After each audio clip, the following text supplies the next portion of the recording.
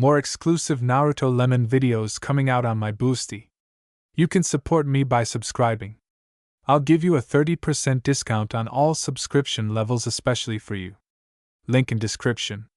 Description: his life has always been connected with the forest.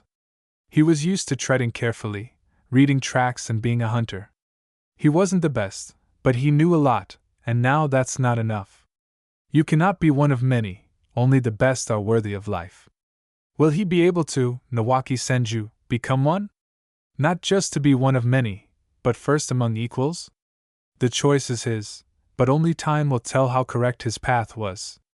Prologue. The quiet rustle of the trees, the needles softly springing under your feet. It is possible to move silently, gently moving away thorny branches and cutting off late mushrooms. I've got a good catch this morning.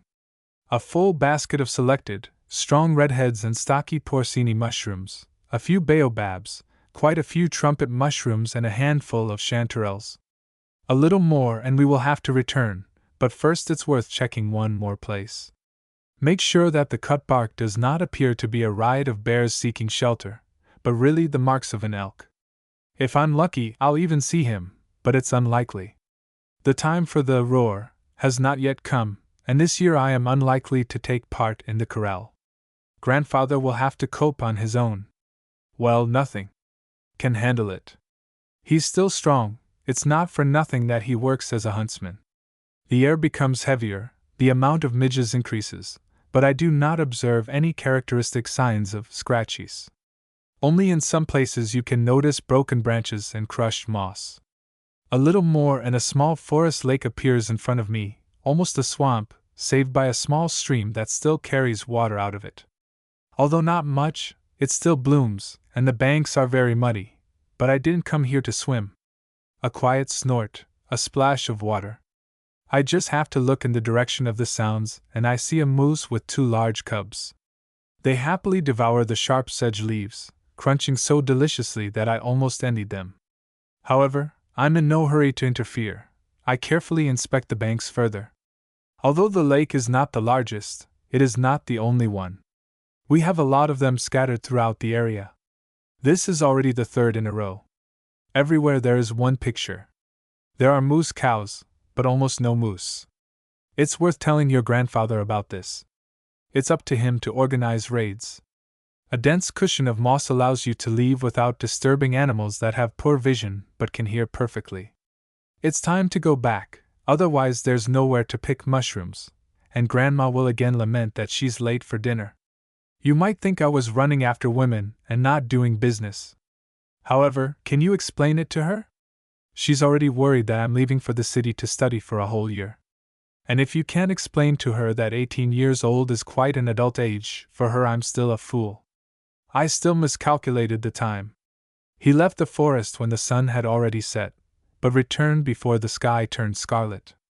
However, this did not stop the grandmother from developing vigorous activity and creating the feeling of a complete hut of people. I was always amazed at this skill of hers. Manka, stop fussing, set the table. The grandfather who came after me immediately called everyone to order. And we're off to the bathhouse for now. Go ahead, I'll do it. A little grumpily came in response, and lo and behold, the 10 times lost grandmother instantly gathered into one. The fussiness disappeared, thoroughness came. At least they kicked us out of the house quickly, not forgetting to hand us towels and a change of clothes. The grandfather chuckled, but did not argue, dragging him to the steaming bathhouse to wash himself off.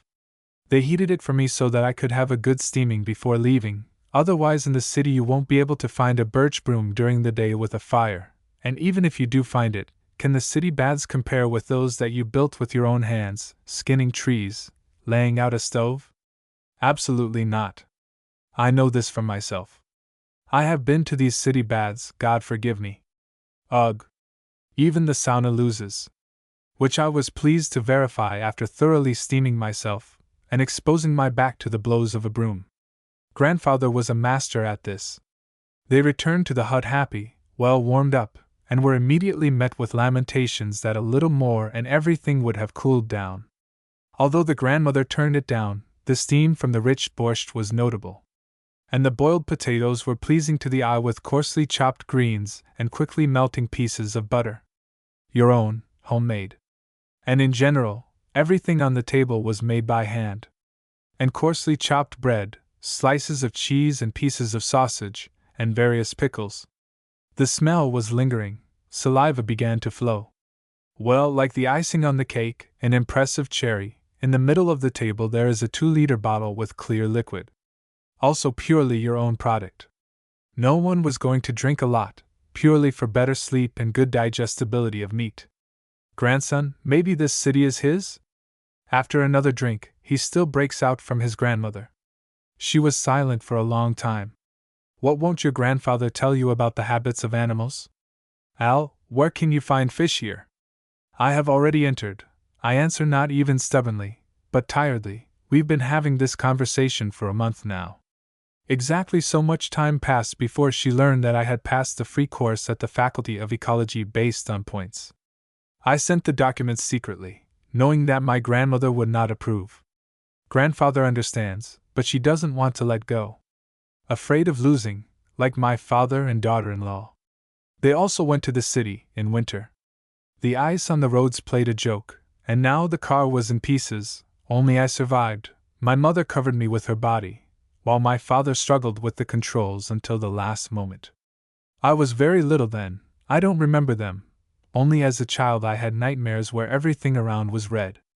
Now he's not, apparently, he's become completely callous, and I won't say that I'm upset about it. Stay, Grandma doesn't even think about calming down.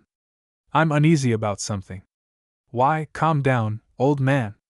A loud fist strike on the table interrupts the plaintive monologue. Let him go to study. He needs this. But go to bed, to Muffy, while your grandmother and I have a conversation. Grandfather casts a tenacious glance at me. You have to get up early, the road is long. I nod, I don't want to argue. Neither with him, nor with Grandma. I am grateful to them for raising me, but I don't have the strength to argue. I feel relieved, willingly retreating to my room. Still, I don't understand women, no matter what age they are. So my grandmother, she told me all about education, but when the time came, maybe this city is his. I don't understand her. I didn't hear any scandal, which didn't really surprise me. Grandfather may not have been a despot, but he knew how to speak in such a way that you didn't want to argue with him, and for grandmother he was an undeniable authority. For me as well. He knew a lot. Since childhood he took me into the forest, and taught me the cunning science of a huntsman. So by the age of 18 I could live quietly in the forest, getting my own food. Although I still didn't hit a squirrel in the eye from 100 meters away. Maximum of 30, which made me incredibly proud. Early in the morning both old men saw me off. I especially remember the desperate hugs of my grandmother and the strong handshake of the old man. The thought also flashed that they were saying goodbye, but it immediately disappeared. It's logical. I'm leaving, I have to say goodbye. But I never expected that I would see them for the last time. Exactly a month after the start of classes, I died. You can say, like a hero, having snatched 2 fools from the hands of thugs who were trying to look for thrills in the evening. Overall, it was stupid. I could have won and walked away victorious, but at the last moment I made a mistake, not noticing how one of them grabbed a huge drin. He even put him to work once, distracting him from another idiot who got a butterfly. The latter added iron to my liver. If not for this, I would have been able to leave with my head raised proudly, and so I just scattered petty criminals, and at that moment our valiant police arrived, rounded up everyone, and miraculously did not ignore my words about being wounded.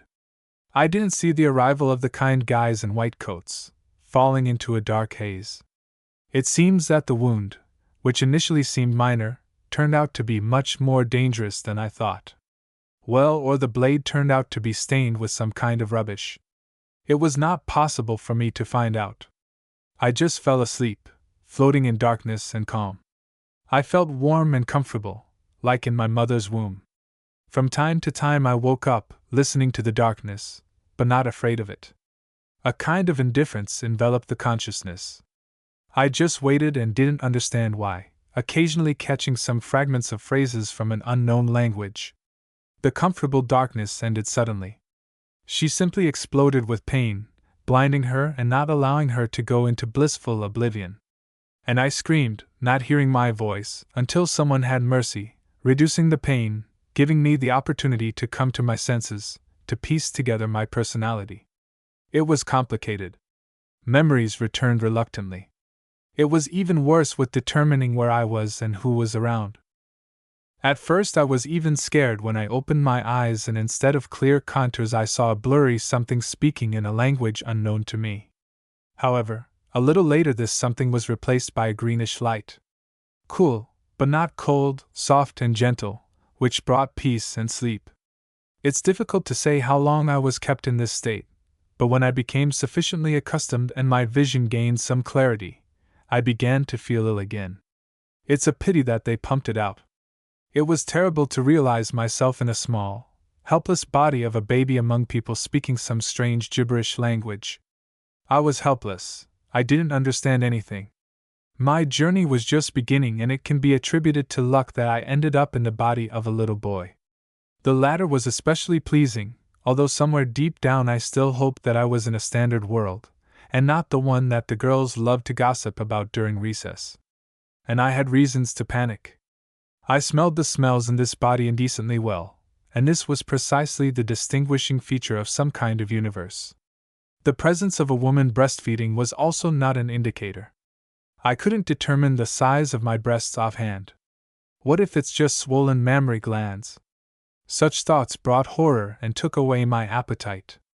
Lord, why didn't I remain silent then and begin to describe the periods of estrus and wolves from the point of view of a practitioner? It would be easier for me now. Chapter 1. Addiction. I didn't like the child's life. There was a complete restriction on movement, there was nothing to do, and no one was in a hurry to teach. Although, after thinking a little, I still considered myself lucky, because judging by the fact that when I tried to speak, I slipped into something similar to ahaha. I was not even 6 months old. The women looking after me and a couple of other strong women also did not panic, from which I concluded that my behavior and inability to speak was normal. However, a special point in my mind was that my body, which could not speak, saved me. Otherwise, I would have given myself away in the very first days, but that's how it turned out. This made me doubly happy, but every day everything was overcome by boredom. Being a child means not being able to decide something for yourself. Walk even in a fenced-off area, like an inveterate convict. The overseers are no less attentive and strict, stopping any attempts to get out into freedom. No, sometimes a red-haired woman would take me with her, constantly trying to teach me to call her not by her name, but by Kazan. But she wouldn't let go of me all that time. Rarely, very, very rarely, did she leave me alone in a room where there were no sharp objects or corners. Almost a ward for the mentally ill, if not for a strange blonde girl a couple of years older who looked after me. Her name was Tsunade, and she was terribly arrogant and unwilling to make contact, forgetting about me as soon as the door closed behind the nurse. I was fine with that. A month later it dawned on me that Kazan is not a nickname, not a name. This woman is the mother of my body. Now I was wondering where my father had gone. The problem was that I still couldn't speak, having barely learned to crawl. It was annoying and very strong, but I had some experience of regaining my mobility. At one time I broke my legs, but even then I still had my arms. Now they almost didn't listen. The body still remained weak, as if it were a stranger, but I stubbornly gritted my teeth and tried not to let him cry, no matter how much he was tempted to do the opposite. The complete inability to control emotions made me rage incredibly, but I always considered myself a calm and balanced person. A huntsman cannot be different. Impatience and inability to take control of emotions can cause harm at the most inopportune moment. Now I couldn't do this. I couldn't do much at all. It became a little easier when I was able not only to beep or reproduce individual sounds with often not the intonation I wanted, but to pronounce individual words. I didn't know how old I was at that time, but I had been in clear consciousness for 47 days. This was a turning point. They suddenly began to spend more time on me, pointing to different objects and saying their names, which I obediently repeated. Actually, there was nothing more to do, just try to remember and pronounce the words correctly or look at the room that was familiar to the last crack, so everything was remembered quickly. This helped maintain interest in me, and the mother of this body willingly tinkered with the smart child, devoting a lot of time to me, causing Tsunade's envy and jealousy. We didn't get along well with the latter, but it didn't lead to serious self-harm, and I tried not to notice the pinching and pushing. Partly because she was a child and a girl, and they are not offended. On the other hand, realizing that I was taking away most of the mother's attention from the child, so her behavior was understandable. Due to her age, she simply could no longer express her protest. The brightest moment in my life was the appearance of the father of this body. He burst into the house like a whirlwind, circled and kissed his mother, and then threw up a joyfully squealing Tsunade. Actually, it was thanks to her that I realized that it was our father, but I preferred to sit quietly in the corner and not show any light. True, he still quickly found me and dug me out of my hiding place, throwing me into the air a couple of times. It was unusual, so I didn't know how to react. Well, shouldn't I squeal like Tsunade? My thoughtful face touched him, but he did not lisp, but willingly began to listen about our successes with Tsunade from his mother, who was filled with pride for me. That was probably the first time I got angry with her. It seemed wrong to me that they singled me out alone, but Tsunade was very smart for her age and had already started some kind of training with her grandmother Mito. I have never seen the last one. Or maybe he saw it, but was unable to remember. It didn't matter. I simply thought that it was unfair for me to be praised alone, but my vocabulary was small and I simply turned away from the woman who had angered me. My father, who was holding me in his arms, noticed my condition and immediately became interested in him.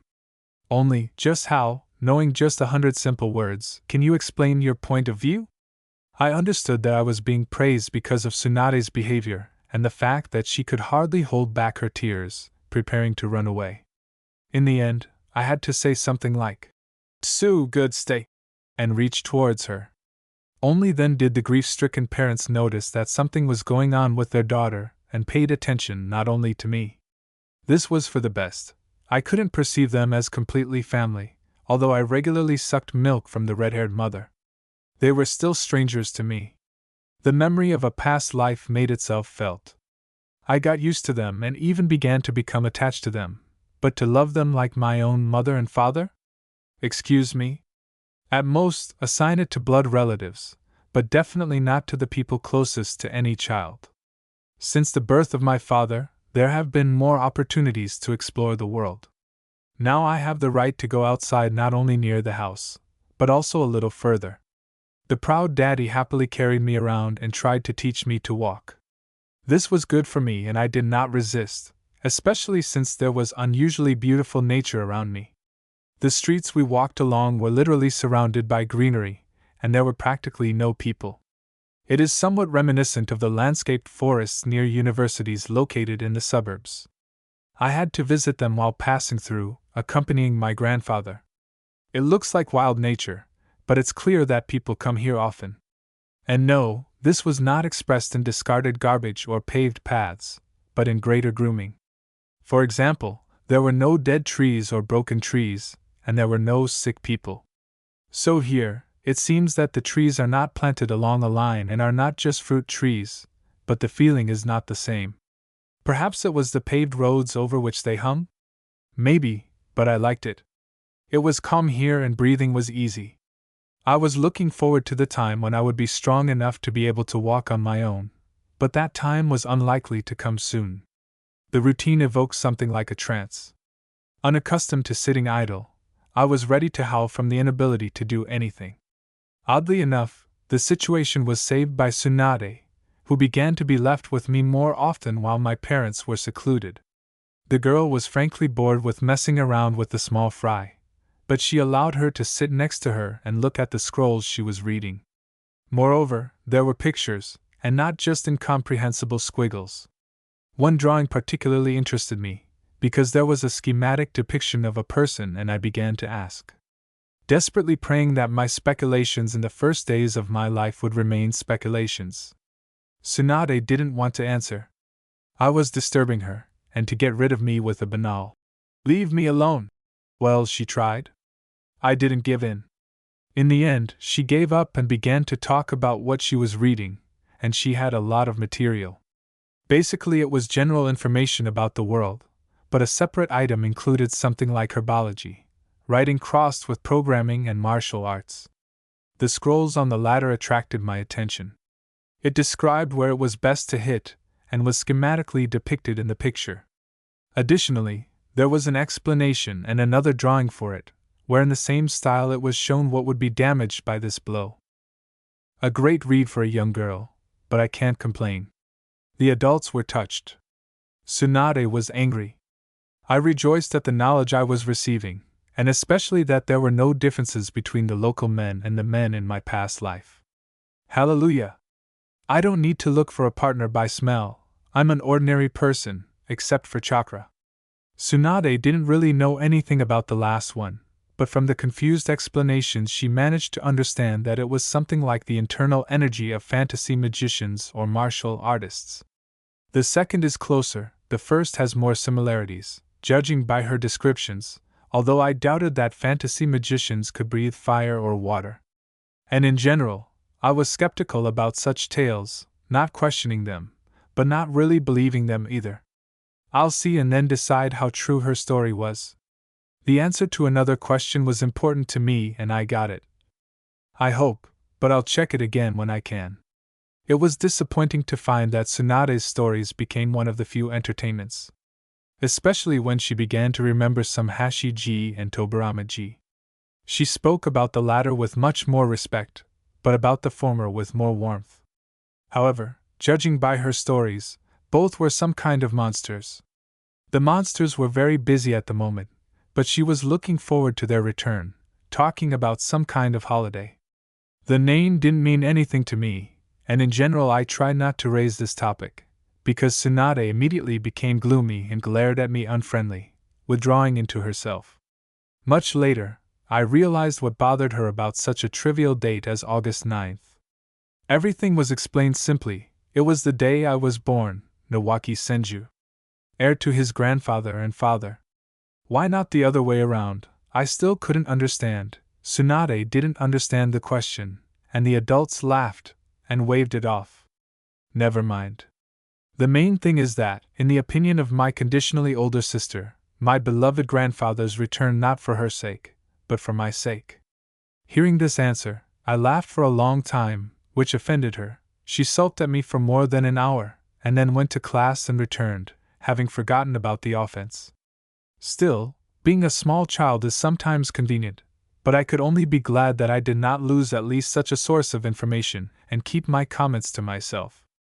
Well, my parents want to arrange a holiday for themselves at my expense and call all their relatives and friends, so what? They're right. The main thing is to get away in time. Fortunately, 1 year is not such a big age for me to be forced to amuse guests, and I can endure a small portion of affection, probably. Every day Tsunade's impatience grew, and it was understandable, because the hour, X, was approaching. I quickly became sad, because my mother decided to make me an exemplary heir, and now I spent half a day trying on things, making adjustments, and the like. My old wardrobe was decisively thinned out, and new things began to take their places. A special place, undoubtedly, was occupied by, it seemed to me like a robe, but the women called it ryofuku, but the words hakama and kimono also flashed, which is the name of the undershirt, which is the trouser leg, and which is the clothing itself, I still did not understand.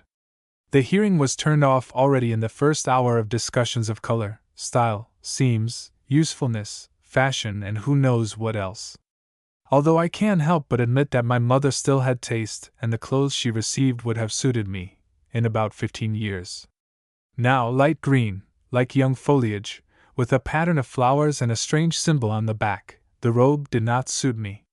In these clothes I reminded myself of a mini copy of a samurai from God knows what era, until I looked him in the face. As soon as I saw a serious pug in the mirror, I grimaced, absolutely not understanding what touched women in me. And the image turned out to be a caricature. In general, I did not understand the hype that arose around me at all. You might think that I am the first child to turn one in the place where we live. I tried to ask questions about this, but my parents had no time for me. They were getting ready, and Tsunade was once again offended. Everyone else I could see simply threw up their hands and started babbling something about the young master. I didn't even immediately realize that this young master was me. The lack of information was annoying. I just didn't know what to expect from the upcoming holiday, so I just tried to become more inconspicuous, not wanting to go to another fitting, but they still found me and brought me to the dressmakers. I had to be silent and endure. Birthdays still come once a year, fortunately. I didn't count how many days my torment lasted, but it seemed like an eternity. However, one fine day I was dressed up in a brand new suit and sent along with my father to greet the guests. For the first time in such a huge amount of time I saw so many people. The abundance of colors dazzled my eyes, and my economical, smooth movements made me feel chilly. Everyone, even the women, walked as if they had served in special Jaeger regiments all their lives. And this in narrow, like a kimono, in general, sanitized robes and high slippers with wooden soles. Who are my parents, that so many elite fighters are invited to their holiday? No answer. Yes, and it's somehow inconvenient to ask. It's not my age to notice this. So all that remained was to nod politely and try to remember the names of all those who had arrived. They also brought gifts, but they left them on a special table. Only relatives gave them in person. For example, my mother, father, and sister, their gifts were in the room. I didn't have time to unpack right away, and after that there was no time for that. And it's not particularly interesting. After all, what can adults give to a child? Nothing worthwhile, I was sure of that.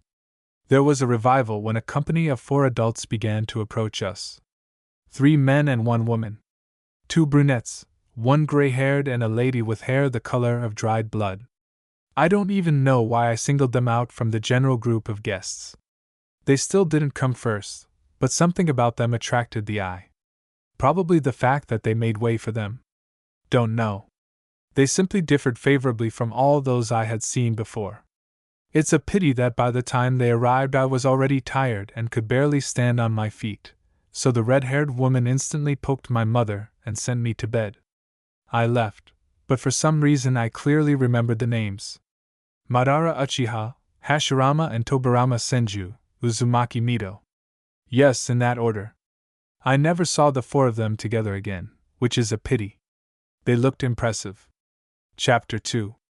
Adaptation. My birthday turned out to be something of a Rubicon. The very next day, my childhood ended. No, I wasn't thrown out onto the street and forced to do housework. No one came to such stupidity. Uzumaki just came into my life, Mito. A powerful and very strong woman. Next to her, my mother immediately became lost, shyly lowering her eyes and agreeing with everything. Even Tsunade became quiet and began to pretend to be a good girl. I didn't even immediately understand why, but exactly until the moment she spoke. Every word of this woman sounded with authority and confidence in her right to command. She checked the whole house, looked into every corner, criticized everything, and in the end concluded that she would be personally involved in my education, which changed my daily routine completely, and I would not say for the worse. She simply chose teachers for me according to her own judgment and took on my education herself. My parents gradually faded into the background, beginning to disappear for a long time, leaving me and Tsunade in the care of Grandma Mito.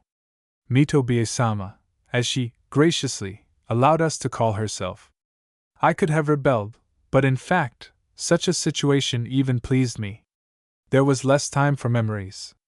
It was easier to distance myself from the memories and deceive myself, convincing myself that I had simply moved to study in another country, and had not died for my grandparents. I cowardly avoided thinking about how they took it like that. It became too painful, because they were far from young, but I was far from the only grandson. It's just that the rest lived far away and with their parents. There was only hope for this, albeit small. It would have been impossible to change anything anyway, so it was easier to accept everything as it was and move on. It was difficult to study. Even taking away all the time that I spent on sleeping, eating, etc., there was still a lot left. And it was scheduled literally to the minute.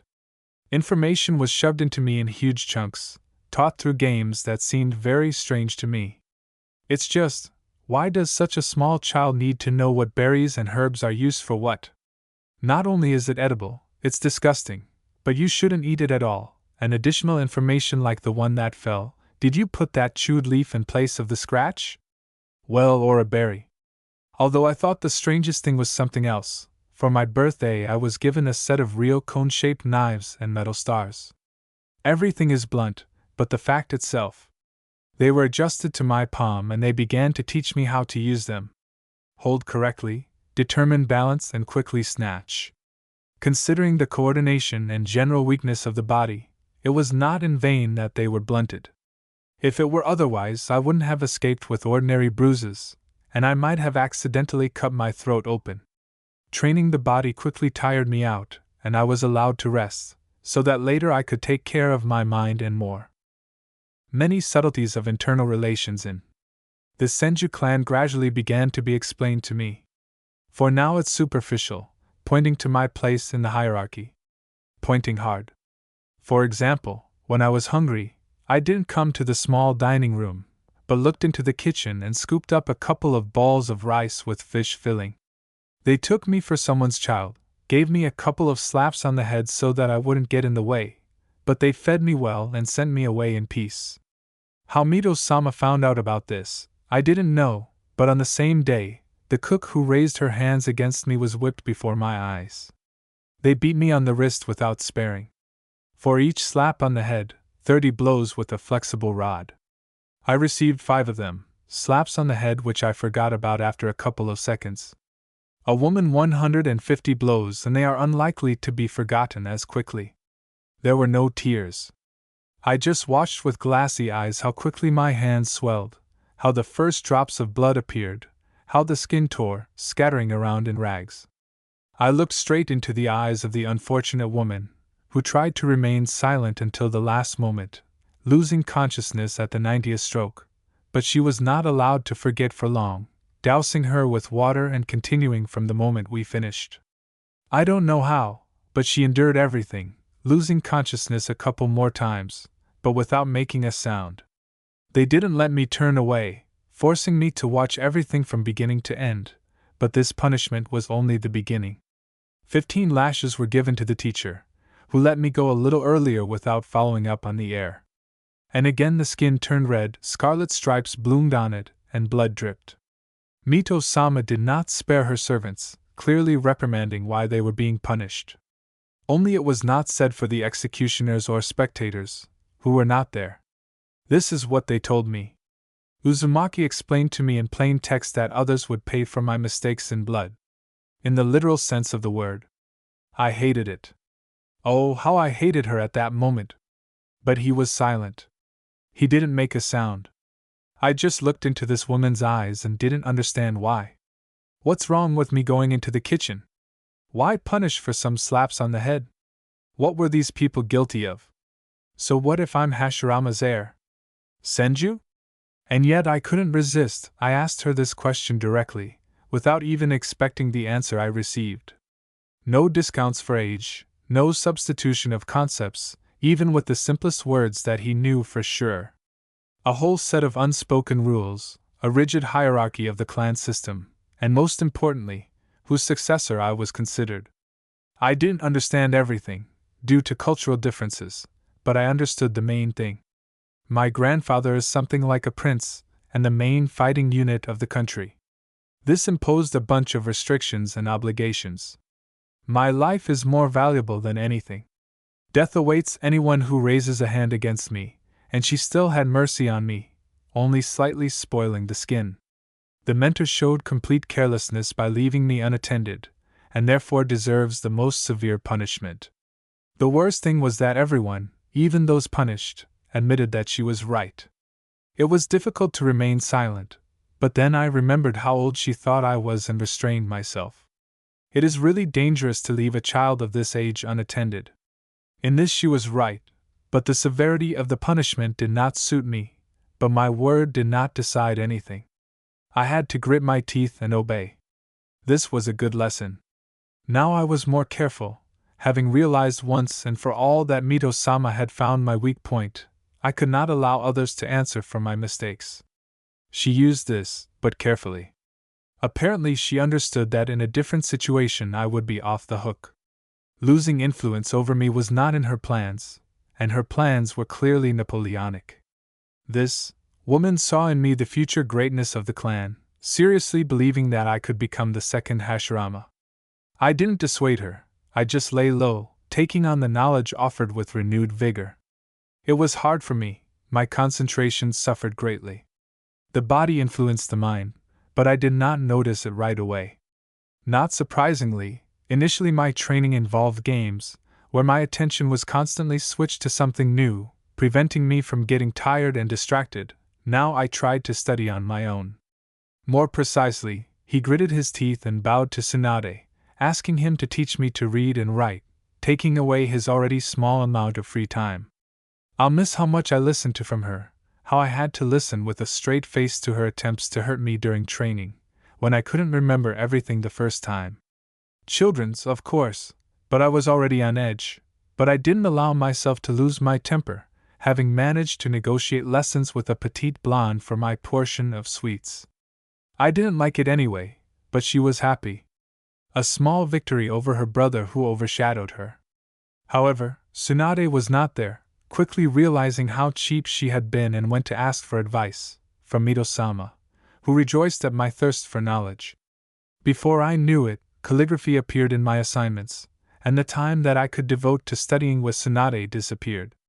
Accordingly, our deal was also cancelled and now she was sulking, fortunately not only at me, but I'm not sure that her kicking could have changed anything. This Mito-sama was too tough and authoritative, so she was not going to tolerate such behavior.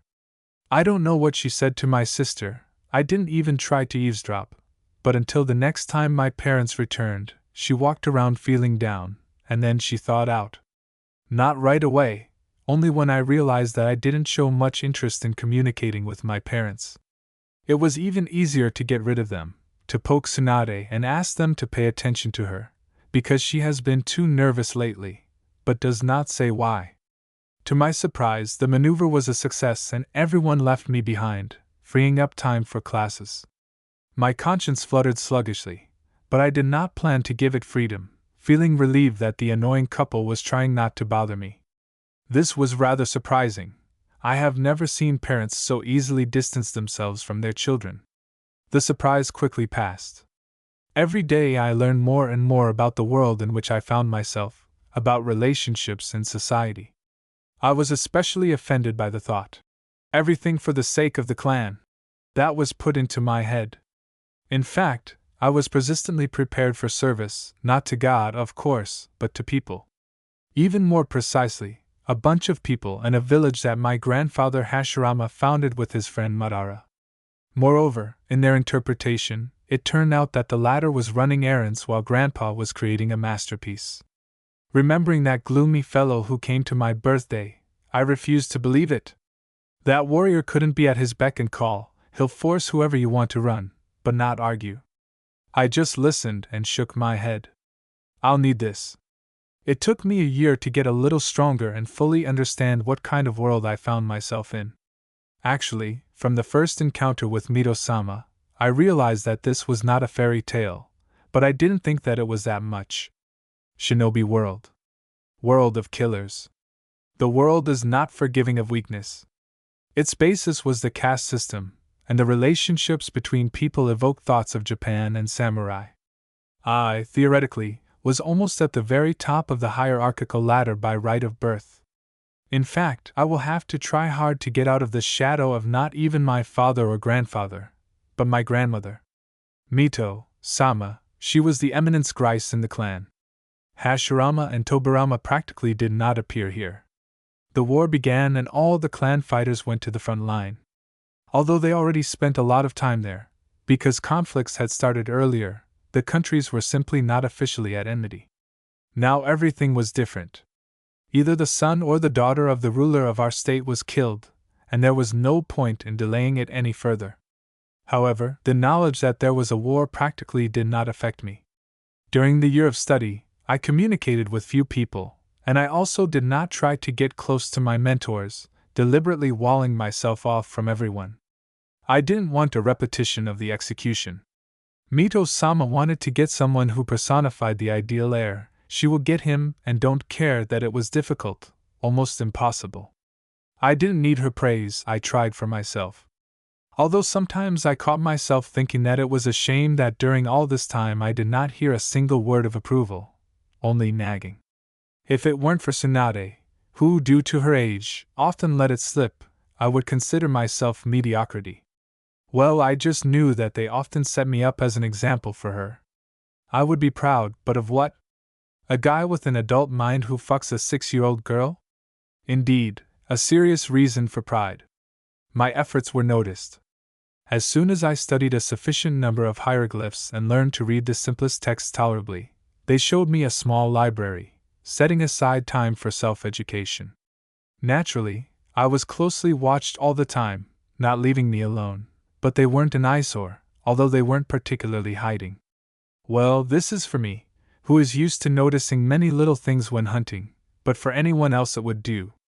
However, having already realized how big shot I had no intention of stopping people from doing their work by burying myself in medical works. I'm still not convinced that chakra is the only difference between the locals and the people I'm used to. The thirst for knowledge, spurred by the horror of the possible consequences of one's carelessness, forced one to greedily read the scrolls, of which there were no fewer. It seems that they not only noticed my interests, but also decided to encourage me by providing the necessary literature. The payback for curiosity was not long in coming either. They were not going to just look through and forget unnecessary information. Mito-sama began to call me every 3 days and conduct a survey on topics she had studied on her own. It immediately became clear that I had not remembered everything, which fundamentally did not suit her, but I realized this much later, and the first time I simply left her as if spat on, aware of my sorrowful mind. I didn't like looking like an idiot, and now I wasn't just looking through the scrolls, but trying to understand and remember. It doesn't matter whether I thought it was interesting or not. Uzumaki knew how to sting with words, to find leverage, but I was unprepared for this and got caught, not immediately understanding her idea, and when it dawned on me, I was amazed, and that's the worst thing. I didn't consider her an enemy. Cunning, cruel undoubtedly, but not an enemy. The adult mind was well aware that she cared about me in her own way, but it also got in the way. I'm not used to having things decided for me and that I can't do anything about it. Coupled with a child's body, this gave a bad result. Sometimes it became difficult to control myself, my language, and not say something unnecessary. Self-control was bursting at the seams, and I couldn't even fight with anyone. If only because he was completely isolated from his peers. My whole day was scheduled almost to the second, and there was no time for games. I became a hostage to my own thirst for knowledge. They noticed it too early and decided to use it to its fullest. It wouldn't have been scary if I had been given at least some personal space, but I didn't even have that. Just a featureless room with a futon. No personal belongings, no chance to be alone. I was deprived of even this. Emotions were building up inside. Another protest was brewing. I directly felt the walls holding back my anger begin to crack. An explosion could happen at any moment, and there was tension all around. I thought it was because of me, until one morning they dressed me in all black and dragged me and Tsunade to the temple.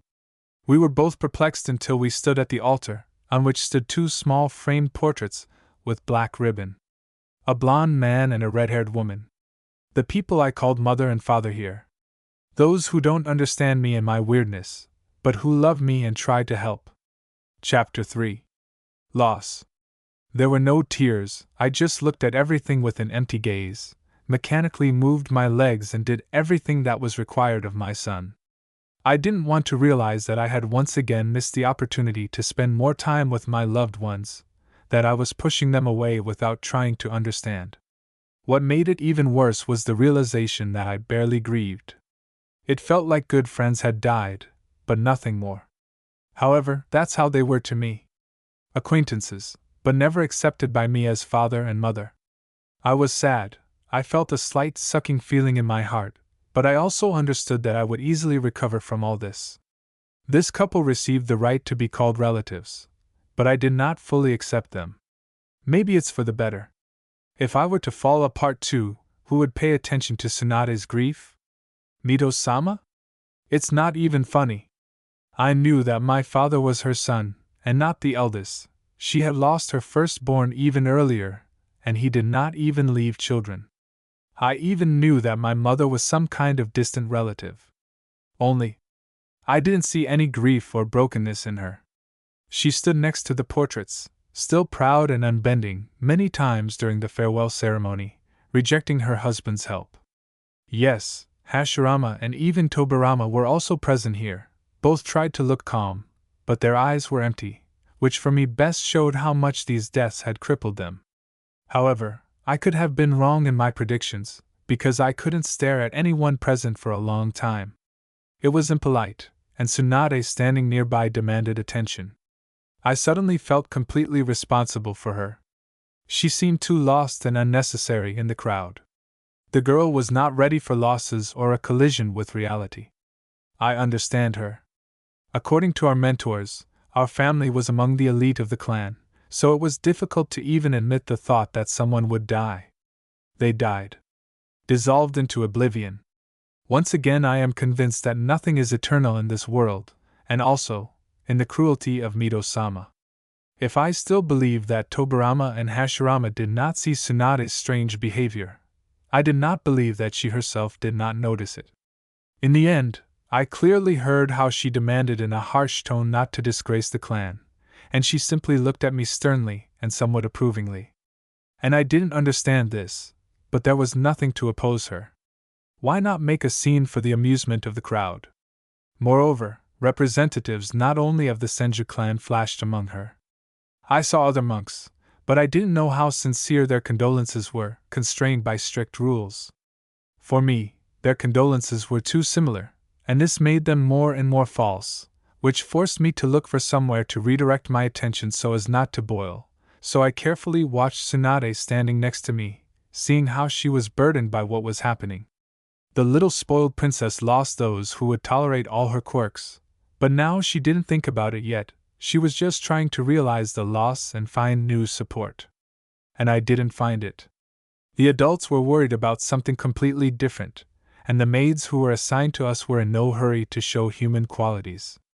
I myself simply didn't know what to do to prevent it from getting worse. My imagination was only enough to pretend that I was tired and flatly refused to leave without Tsunade. Fortunately, we were smart enough to start demanding this when Mito-sama was distracted, and only Tobirama remained next to us. The expectation was that he would simply brush us off and thereby give us the opportunity to act as I wanted, but he showed unexpected participation by personally taking us to Tsunade's room and kicking out the maids. When leaving, he even awkwardly ruffled my hair and asked me to look after little Tsu. True, when I raised my head and saw his calm, indifferent face, I thought that I was hallucinating. Both tactile and auditory. Tobirama left, but I was left alone with a not entirely adequate little girl who didn't even cry, just sat unusually quiet. It was not in her character to remain silent. Now she sat and silently swayed from side to side. It was an eerie sight. It would be better if she cried and threw hysterics then, like that. But how can I help? Get me out of my stupor? I knew only one way, but, however, there was no choice. I had already hesitated for too long.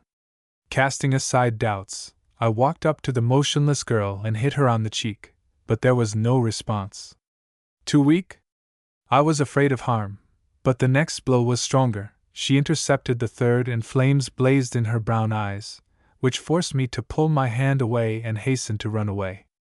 It seems that she even forgot why she was sitting motionless. She simply rushed to punish the offender, but the uncomfortable clothes did their job, and instead of deftly jumping up and hitting me on the first number, she could only get up and take only a couple of steps, and then fell awkwardly, painfully touching the floor. This served as a catalyst. Tears instantly flowed from my eyes. I immediately stopped, having no idea what to do next. He hesitated awkwardly nearby, afraid to take a step, and tried to mumble at least something comforting. Uselessly. She sobbed louder, and my soul became worse and worse, forcing me to come closer and closer, persuading me to calm down, knowing full well what nonsense I was talking about. At some point, I came too close and didn't have time to react when she grabbed me and professionally twisted me, but didn't hit me. Only the tears flowed more intensely, and the howl slightly changed its tone. Individual words could be heard. Another complaint against me, my dead parents, and the too strict Mito-sama. She literally choked on them, staining my clothes with tears and snot, while I was afraid to take another breath and provoke her. I had no illusions that I was stronger. Even though my training hadn't even begun yet, I could watch Tsunade boasting about her achievements. It was hard to admit, but I'm not her rival, not yet. Only she wasn't going to fight. I too quickly moved from the category of enemy of the people to the status of vest for tears. I won't say that this is exactly what I was trying to achieve, but it's not so bad, is it? I heard somewhere that tears relieve pain, but is that true? Don't know. However, I can't leave Tsunade alone, so I simply release my hand from the weakened grip and tentatively hug her. I hope I'm doing everything right. Still, I'm not a master at consoling, at all, and my body also plays dirty tricks, reacting to stress in the simplest way with tears. Apparently, I'm still not as tough as I thought I was. Went to calm down, but the girl surprisingly tightly held me in place, not allowing me to get up from the hard floor, until Tsunade and I were simply knocked out. Neither the hard floor nor the girl's body crushing me prevented me. I woke up completely broken, with a numb body and in the same place where I passed out, only Tsunade crawled off me, curled up next to me, tightly holding my hand. Attempts to free myself did not lead to anything good. My palm was only squeezed tighter, threatening to break the bones at any moment. I had to resign myself and just sit down, waiting for my sister to sleep off. Shouldn't we call someone else for help? Firstly, it's not a fact that they will hear. Secondly, Tsunade won't thank me if I let anyone else see her weakness. I myself will not drag her to the bed, even if in some incomprehensible way I take my hand from her. It's difficult to say how long I had to sit like that, periodically falling asleep and waking up when I started to fall to the floor. This did not allow me to rest properly, and in the end, I could not stand it. I pushed Tsunade, managing to move the clueless girl onto the bed, but she refused to let me go. I was in no condition to argue, having resigned myself to the fact that I would continue to play the role of a teddy bear. I was glad that I wouldn't be doing it on the floor. The next awakening was not as calm as the first, if only because I woke up falling on the floor. Well, it's my own fault. I should have woken up before Tsunade, who found me nearby and remembered her behavior yesterday, became embarrassed. At least, it seemed so to me, so I just sighed martyrically and went to my room, to the accompaniment of her screams. The expected reaction, and I was not at all surprised when she stomped after me, but was caught by the maids and dragged back to clean up. They simply told me that mentors were waiting for me. All. Just like that, without giving you time to come to your senses. And it doesn't matter that what happened hurt me much less than Tsunade, but the fact that Mito-sama, who seems to be raising us, didn't even try to talk to us, unpleasant. Her son and daughter-in-law died, and she did everything to make it pass by, once again driving us into a framework.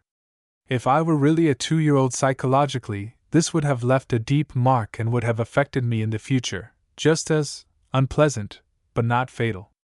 I just moved on, hiding from reality behind books and spending time with my sister. She didn't mind, I'm not sure, but it seems that by my action I unwittingly made her dependent on me, creating a much stronger relationship than we had before. Now Tsunade did not brush me off, often trying to spend more time with me. So far this has not been a problem, but our isolation from other children could lead to something irreparable. But I couldn't solve this problem on my own, and I was still young, so I decided not to bother. Time passes, the main thing is to continue to perceive her as a sister. A sharp change in Tsunade's behavior was noticed, but no one raised a panic. On the contrary, I saw approval in other people's eyes. It seems that everyone was happy that our scandals were a thing of the past. Tsunade herself often asked how she could help. Of course, over time, the fixation began to decrease and manifest itself in a kind of younger brother complex. Well, I hope that was the case. It was much easier for me to come to terms with someone else's complex than with my sister's unhealthy interest. I refused to perceive her differently, yet I was lucky that we grew up together, and I always perceived her as a child. However, Tsunade was the least of my problems. Something else bothered me more. After the funeral of my parents, my duties included attending other mournful rituals. Now I had to be close to Mito-sama and my grandfathers, the first to offer condolences to those who lost loved ones in the war. It was annoying. After all, I'm not even 3 years old. Why should I ostracize and sympathize with someone?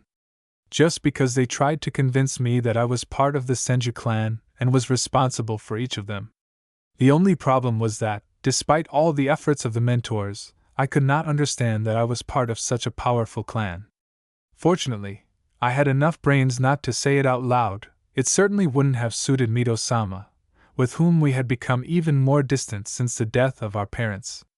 I just couldn't understand why she pretended that nothing had happened. For her everything was as before. And why does she drag me around everywhere? Why does he create the image of the ideal Senju heir? I would understand if I had to sympathize only with my own people, but now I was taken into other clans. Only there was no peace there either. I was not interested in children, and I was not allowed to stay and listen to adult conversations. As a result, for me such hikes turned out to be akin to punishment. I was even better about memorizing herbal treatises. Even if they were boring, they were useful, and they instantly induced sleep. Life became too routine, my progress slowed down, because due to my age it was dangerous for me to learn to sense chakra or move on to more serious body training. Suddenly it turned out that I began to have free time again and that I was being pushed towards my peers, of which there were quite a few among the Senju. As many as 24 children from 2 to 5. Only now I preferred to ignore them, occasionally getting involved in outdoor games, but no more, preferring to spend time with a book. I remembered too well the lesson that Mito-sama taught me. Friends can become too much of a weakness, because I can't protect them yet, but give them new leverage? It won't wait. Only now I was wrong again. Don't get attached to people? Let's say. The only one I allowed near me was Tsunade. She certainly wouldn't be touched, in a mad attempt to eradicate my weaknesses, to make me ready for anything. However, I seemed to forget that my 3rd birthday was approaching. The day after which they will start helping me feel the chakra. Everything would be fine, but then I didn't know that the easiest way to do this is in a stressful situation, when the body activates hidden reserves. It's quite difficult to get me off balance. It's too revealing that I try not to get attached to anyone, but to risk my life. Maybe someone would, but the problem is that I am the only male heir, and Mito herself is no longer at the age to give birth. Although this did not save me. I loved to read and I didn't like noisy gatherings. As soon as I was allowed to walk, I began to explore the accessible territory. I liked to wander among the trees and imagine that I was again in a wild forest and that I was not 2 years old, but 20. I also had favorite secluded places. There was one thing in particular that I liked, and not only me. Some bird made a nest near a small pond, where the weeping willow, which I loved so much, grew, creating a small natural shelter with its branches. In general, I was not against such a neighborhood and never climbed trees to look at the contents of the nest. I was simply afraid that I would drop it, but I liked listening to the birds singing. I really liked it. A couple of times we even had to pick up chicks that had fallen to the ground, returning them to their frightened parents. It got to the point that I built them a small feeding trough and brought them a few grains of rice or bread every day.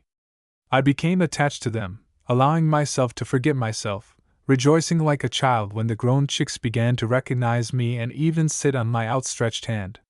It was a happy time. I rested next to them, not even trying to wonder why the birds treated me so well and allowed themselves to be tamed too quickly. I was not interested in this. Next to them I could just be myself and forget about my problems for a moment. In vain.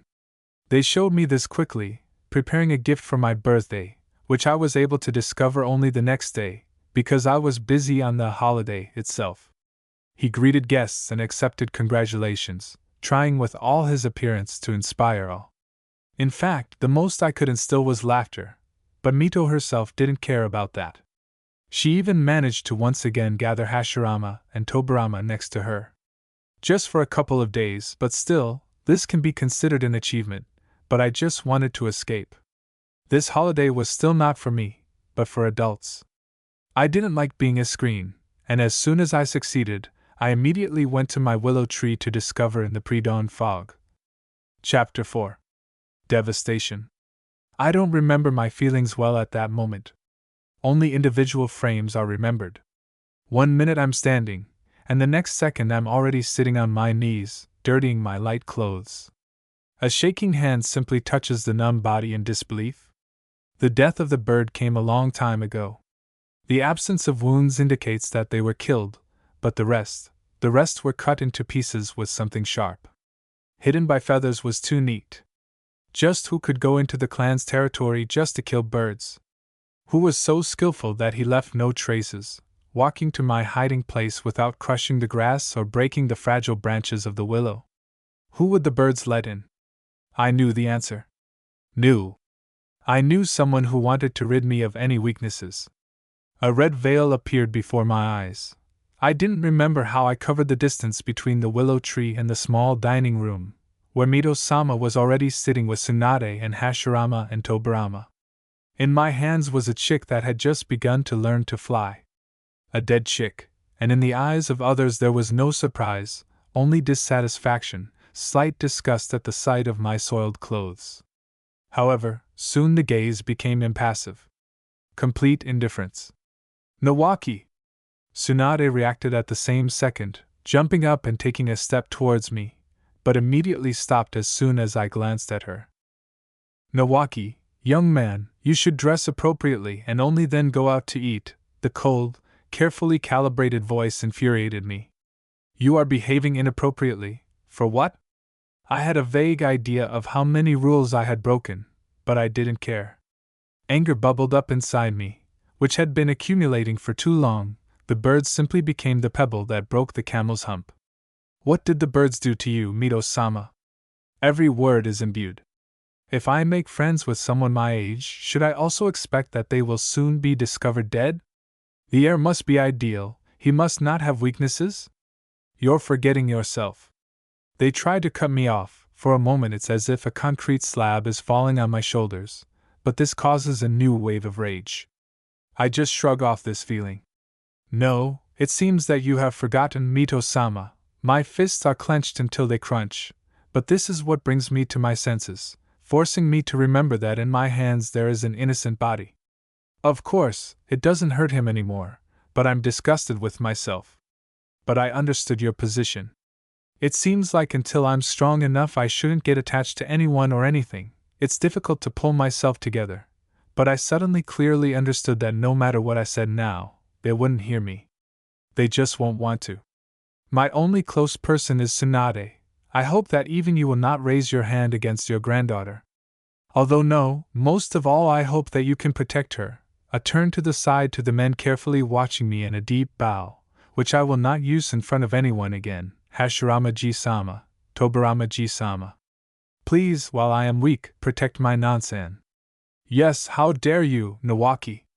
I'm trying to straighten up, while something strange literally bends me to the ground. My legs move apart, my hand is already reaching to the floor, but this cannot help me straighten up. Mito! A sharp shout and the pressure instantly disappears. From sudden relief I simply fall to the floor, no longer able to stand. The bird's corpse falls nearby. I feel bad. It's dark before my eyes. Oh Todo! weak voice, but I forced myself to turn there and immediately tried to jump up. It was unsuccessful, but this did not stop me from crawling towards the pale sister, who spent her last strength to call me. She is breathing heavily, but her dull gaze quickly finds me, and with the last of her strength she reaches out to me, calming down only at the moment when she touches me. Weak. Defenseless. Dear. Trying to the last to get to me and help. Tobirama, quietly and too seriously, I have never heard such intonations from this grandfather. Take the children away while I talk to Mito. We have a lot to discuss. Fine, it's difficult for me to understand someone else's intonation, but I react reflexively to demonstrably loud steps, blocking the heavily breathing girl. Calm down. I hadn't turned around yet, but Tobirama was already standing next to me. The look was strange, but I saw neither anger nor approval in it. He was just studying me. Can you get up? Yes, I frown at this guy. I don't know what to expect from him. Actually, I don't know much about them at all. They both appeared in my life in passing, because I was still too young to move into the so-called men's part of the house, even if this division was purely nominal. However, just today or tomorrow my move was supposed to take place, and new mentors were appointed. Get up, not a request, an order. If I were a really small child, after such a shake I might burst into tears, but I just glare at him from under my brows and try to get up. Tsunade's hand is in the way. She grabbed me tightly and looked even worse than before. I instantly forget about someone else's order when I touch the girl's forehead. Hot. Ji-sama, Tsuna has a fever. I cast an excited glance at Hashirama, who is waiting for us to leave. This is what really excited me. This rapid deterioration is not normal. Mito, we'll talk later. It was thrown too coldly, and the man himself moved towards me instantly. His hand covered his sweat-covered forehead, his eyebrows frowned, both palms glowed green, and he began to move over Tsunade's body. A couple of minutes passed before she sighed softly and immediately fell asleep, but she didn't let go of my hand. Tobirama. Yes, I didn't even have time to react before they put me on one hand, and Tsunade on the other.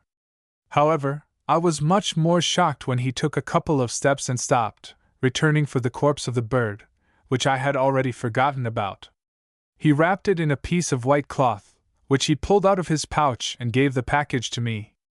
Out of surprise, I took it and pressed it with one hand to my chest, looking a little in disbelief at the imperturbable albino. I fell silent. What was happening reminded me of a farce, and I didn't understand how to react to all this. The situation defied analysis. I would like to assume a typical good-evil game, but it was somehow simple for Mito-sama, and Hashirama and Tobirama did not seem to me like henpecked people who would allow themselves to be used like that. They were not weak personalities who could not have won my respect without this. And it's not just about personal strength. I simply did not believe that weaklings would have remained at the head of the clan for so long, much less the village. If you look from this side, everything becomes much more complicated.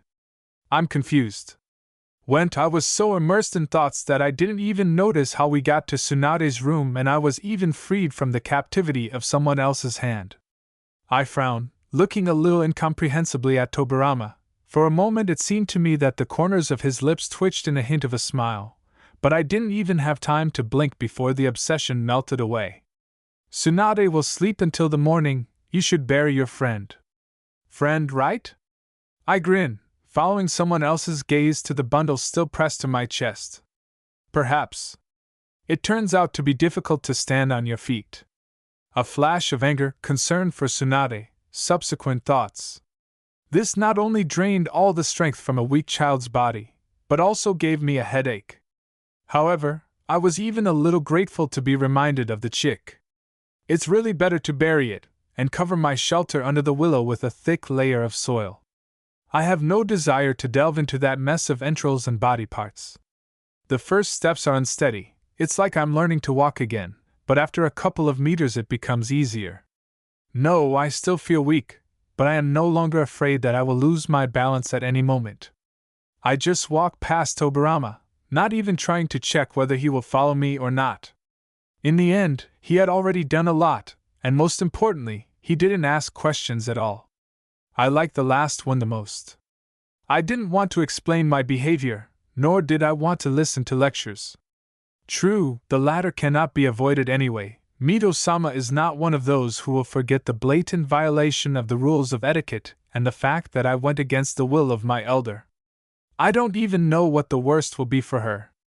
Tobirama did not leave me, silently following on my heels, which made me incredibly nervous. I didn't know what to expect from him, but I wasn't used to turning away halfway. It's a pity that I didn't know where to get the burial tools, but then I decided that the knives I was carrying would be suitable for this. They are quite wide, and even if I go looking for a shovel, I'm unlikely to find a child's shovel, and even if I drag away an adult one, I won't be able to dig. The strength won't last long. So it happened here.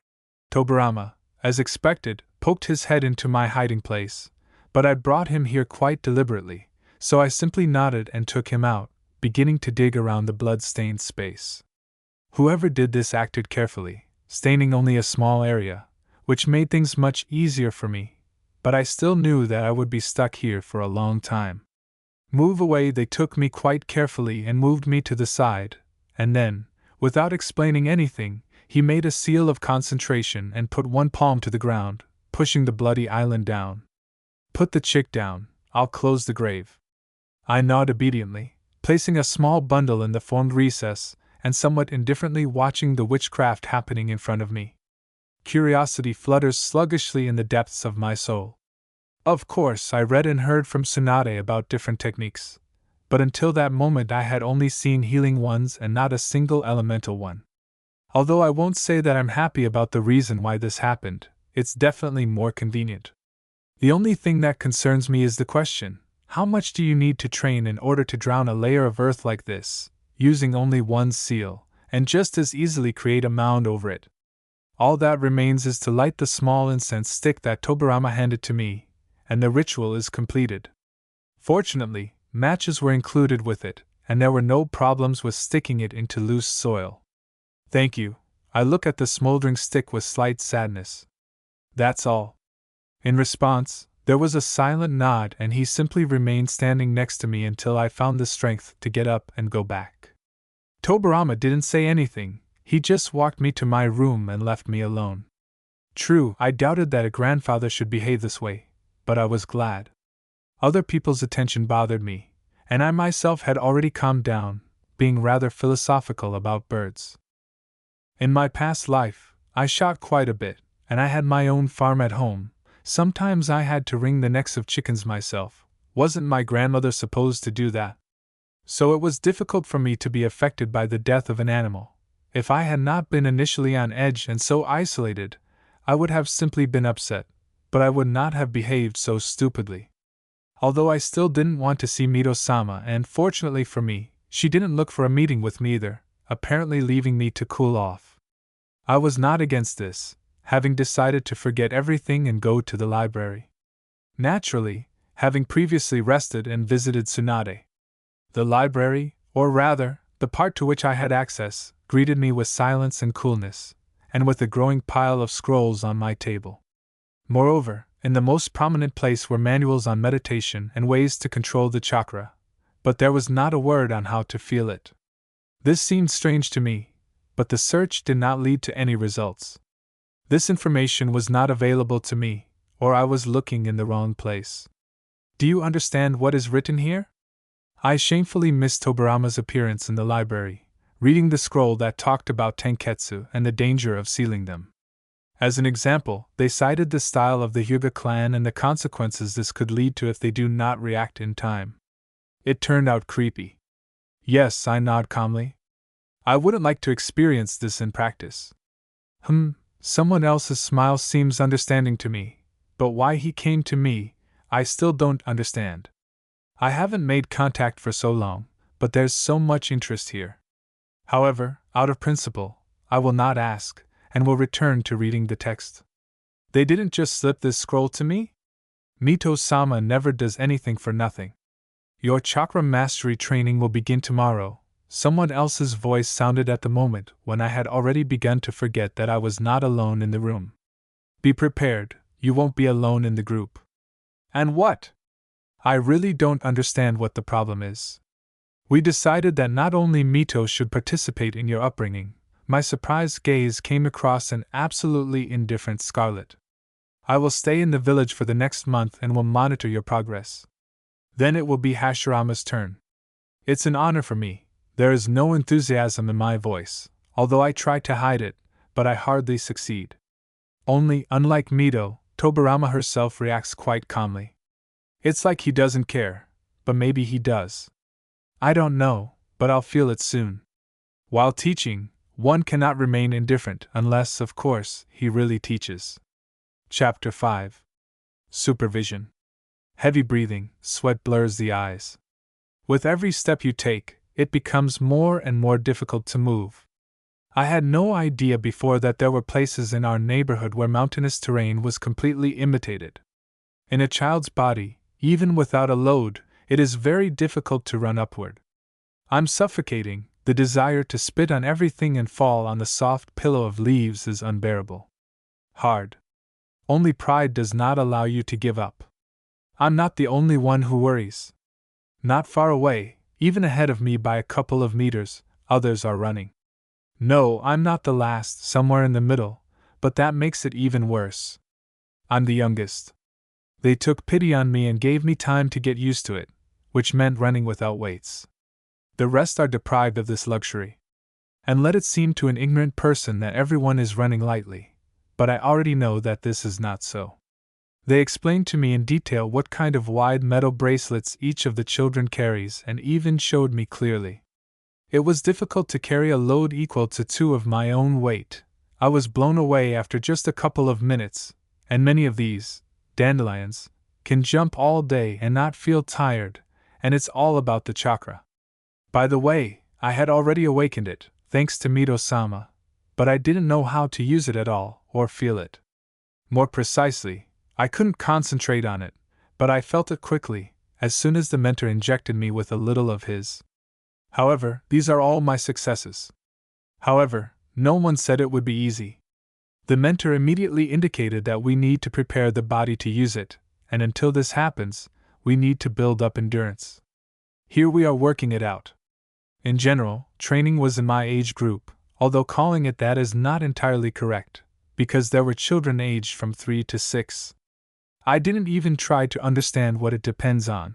My brain showed the red screen of death already in the 3rd minute of the mind-blowing explanation. Tobirama helped, who issued only one phrase. Increasing the amount of chakra. Yes, as it turned out, our training helped those who could be cast in the role of something like half-breeds, although this comparison is not entirely correct. Not half-breeds, for they are the same people and do not even differ in skin color, but their parents are not from the clan. This often affects the offspring, making them weaker. Not always. Sometimes the influx of new blood is a plus, but you still need to be careful with this. Fortunately, at least the Senju genes do not conflict with other clans, so deformities are rare, but others are less fortunate, and mixing blood is highly not recommended. Especially clans with similar modifications, like Hyuga and Uchiha, or Shinoiki with one of them. Blindness for mixtures of these clans is not the worst diagnosis. The bans were introduced for a reason, especially in terms of marrying/taking wives without clans. If a kunoichi is not a clan member and a mediocre shinobi, she will absolutely die if she gives birth to a clan member. Well, or as an option, he will remain a cripple who has lost the ability to control chakra. It's good if he gets away with just this. For men, this is, of course, easier since it's not for us to give birth, but it's unlikely that anyone will be enraptured by the fact that the mother of his child is pregnant because of him. Hence the lack of separation during training, which immediately raises the question of girls' development. A kunoichi must be strong, because it is from her that she is formed, but in a child. This is a guarantee that they will be able to reproduce healthy and strong offspring more than once, without becoming dead. Well, stand up for the house, of course, while the hubby is looking for adventures on his butt.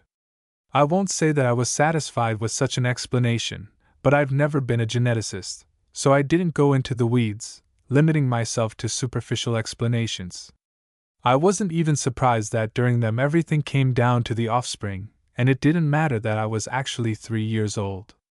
They say they used to become fathers at 13, and the most precocious at 11. The clan comes first. A leaf may die and fall to the ground, but the tree will continue to stand. This idea was conveyed to me by Mito-sama, and it was also preached by Hashirama, albeit in the form of advocating not for his family, but for the whole village. I didn't want to be either one or the other. To be a leaf for me meant speechlessness, and that I would be sacrificed if necessary, but I wanted to live. I didn't aspire to be a tree either, because it meant that I would sacrifice someone for the sake of the survival of others, and maybe myself. It's hard for someone brought up on different moral principles to change their minds, but I already realized that I couldn't escape, which means I had to accept the rules of the game and find a loophole. It's a pity that it wasn't possible to do this. There was no time, and there was no knowledge. The latter worried me the most, so I gritted my teeth and endured all the bullying proudly called training. He understood too well that beyond the village war, and there will be killed. I saw more than once how coffins were buried in the ground. I wanted to live, and I'm not at all ashamed of it. My persistence in mastering the movements shown by my mentor was noticed and occasionally even sparingly praised, which did not add to my popularity in the eyes of others. Not everyone, many were scared off by my indifference and outright reluctance to make contact. However, the children's opinions didn't worry me much. I just no longer needed to look for the reason for the alienation. I don't communicate with others not because I'm not interested, but because they envy me. This is roughly what I answered to Tsunade, who was even more worried about this than me. I am sure that our conversation was reported to everyone who needed it, but there was no reaction. It seems that adults were satisfied with this distinction, and my success in mastering the material was completely delightful. I had only been training under Goro-sensei for 3 weeks, and round dances had already begun around me, not yet getting close, but looking very unpleasant. The worst thing is that I noticed barely a tenth of the curious people, and not all of them wore the mon of my clan, which is surprising. It was not so easy to enter the territory of the quarter. For this you needed to have permission. Still, no one likes strangers on their territory. Naturally, there were holidays when everyone was allowed inside, but I only heard about them. War is not conducive to joy. Tsunades and my generation grew up not knowing what real fun was, although, did anyone here even know what it meant to have fun from the heart? Hardly. The history that I got to directly says that it was even worse before, but on the other hand, it is written by the victors, and no one has yet cancelled propaganda. After all, the easiest way to convince everyone that life in one village is better than in different ones is to tell them how bad it was apart. And what made you so happy? What I didn't expect was that my grunting would attract Tobarama's attention. I didn't have too much contact with him at all. Only in the evenings, when he came to dinner and asked Tsunade and me how the day went. Occasionally, Mito-sama would join us, but she was silent and spoke only when addressed directly. Although I often saw that she didn't like my answers, but no more. Beautifully written and too perfect, I calmly hand him a scroll with the history of the creation of Konohagakure no Sato. By the time you speak, you will break your tongue. The writer emphasizes too much how bad everything was before, and how good it is now. For me, a terrarium is a terrarium, even if you call it an ordinary aquarium, and the inhabitants are goldfish. The essence will not change from this. Are you saying that creating the village was a mistake? Someone else's voice is indifferent. However, Tobarama rarely shows emotions at all, and I have never seen him smile. I didn't live before the creation of villages, it's hard for me to compare. I shrug. But it will still be a long time before the clans get used to each other. It is already noticeable that the distribution of clans, and therefore losses, is uneven. It's unlikely that I know about everything, but Mito-sama takes me to the most massive funerals in other clans. I don't go to small funerals. What do you mean by this? My reasoning clearly interested him, but this could only be understood because he continued the conversation. I was never invited to Nara and Yamanaka. I narrow my eyes thoughtfully. Most often I visit the Uchiha, Aburame, Kurama, Hyuga, Inuzuka, and oddly enough, Akimichi. This does not count our intra-clan losses. Moreover, all my questions are answered that they died like real shinobi in battle. Makes me think. Clear, a calm nod full of inner dignity, and he places a tattered scroll in front of me. Here are the practices of working with chakra that interest you. Thank you, I nod gratefully. Anyway, Tobarama has already turned his back and won't tell me anything. He generally did not like unnecessary politeness, although he did not tolerate familiarity. However, he was a smart enough man to distinguish real respect from the feigned one hidden behind verbal lace. A man of action, not talk. If I understood the distribution of roles correctly, it was Tobarama who was responsible for the clan and most of the internal affairs of the village. And how did you manage to do it? The scroll handed to me attracted attention. I even forgot my desire to find out why Tobarama came. Maybe he's just studying me, trying to understand. This would be logical, yet I am initially different from children of my age and this cannot but arouse interest. Actually, I called, it's just that Tobarama is not Mito-sama. He's clearly in no hurry to test my strength, but he doesn't let me forget about himself either. I unwind the proposed reading with interest and can't help but smile joyfully. Roughly speaking, these are not just practices of working with chakra, but a detailed summary of the person who practiced them. Not just briefly written actions without a deep study of the problem, but a comparative analysis of how the body reacts and why initial training should begin in certain poses. What I missed so much, and what Goro-sensei could not answer. It is worth reading the proposal more carefully.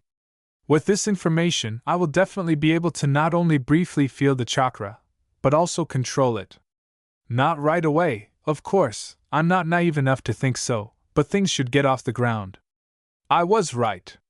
Understanding why and for what everything is being done, it turned out to be easier to achieve results, and this is considering that I began to devote even less time to meditation than before. The mentor, making sure that I began to at least feel chakra, immediately increased physical activity. Now I also had weighted bracelets on my arms. Stylish development personally from Uzumaki Mito-sama.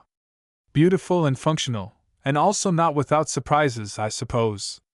Fortunately, Hashirama already gave them to me under the watchful eye of Tobarama, who, noticing my doubts, nodded briefly, which means there shouldn't be anything dead there. Mito-sama, who was present at the broadcast, was offended by my distrust of her, but she was quickly put off by Hashirama's too intense gaze. If I had not observed everyone carefully, I would not have noticed a fleeting change in behavior. This old man, who looked at most 30, was definitely not so simple.